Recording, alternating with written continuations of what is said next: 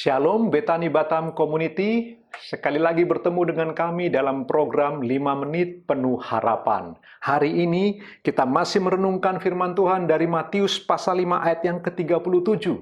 Setelah beberapa hari kita merenungkan firman ini, saya harap Bapak Ibu menghafal ayat ini sungguh-sungguh. Matius pasal 5 ayat 37 firman Allah berkata, "Jika ya, hendaklah kamu katakan ya. Jika tidak, hendaklah kamu katakan tidak. Apa yang lebih daripada itu berasal dari si jahat." Tema kita masih manfaat berkata benar. Bagian yang keempat ini Bapak Ibu, apa manfaatnya bagi saya kalau saya berkata benar?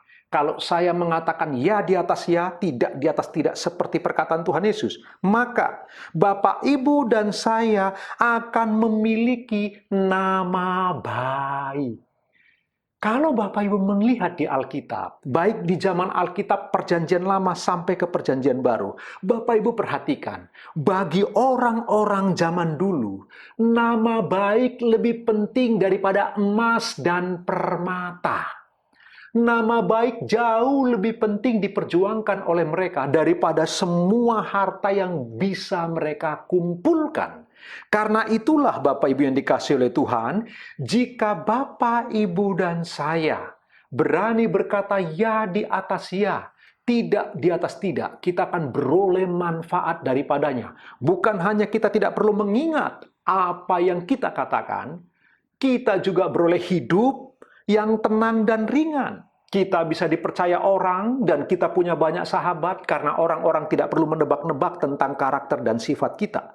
Tetapi jauh lebih penting dari itu Bapak Ibu yang dikasihi Tuhan, Bapak Ibu dan saya beroleh nama baik. Seperti yang Alkitab katakan, nama baik dikejar-kejar oleh orang di zaman Alkitab kita.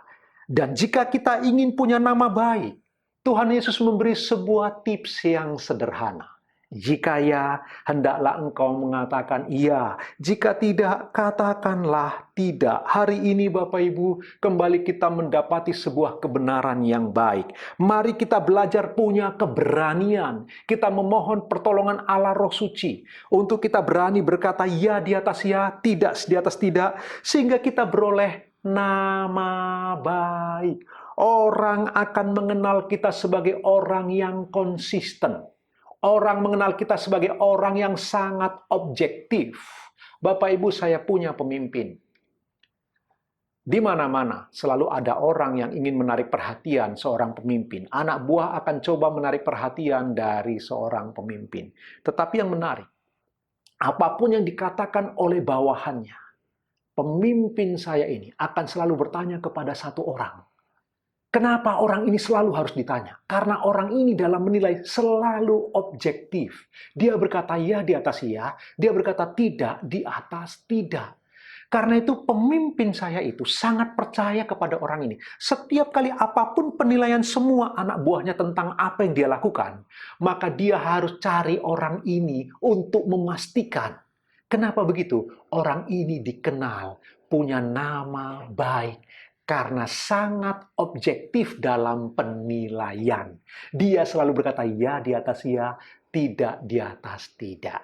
Walaupun dia begitu dekat, dia tidak sungkan untuk berkata tidak. Nah Bapak Ibu yang dikasihi Tuhan, kadang-kadang perasaan-perasaan sungkan, perasaan-perasaan segan, perasaan kita yang merusak perkataan kita. Ingatlah baik-baik Bapak Ibu, jangan pernah menjadikan perasaan kita sebagai Tuhan. Kita seringkali, karena kita begitu menjaga perasaan orang lain, kita begitu sungkan, lalu kemudian kita tidak berani berkata ya di atas ya, tidak di atas tidak. Lalu kemudian nama baik kita rusak. Karena itu, hari ini kita beroleh renungan.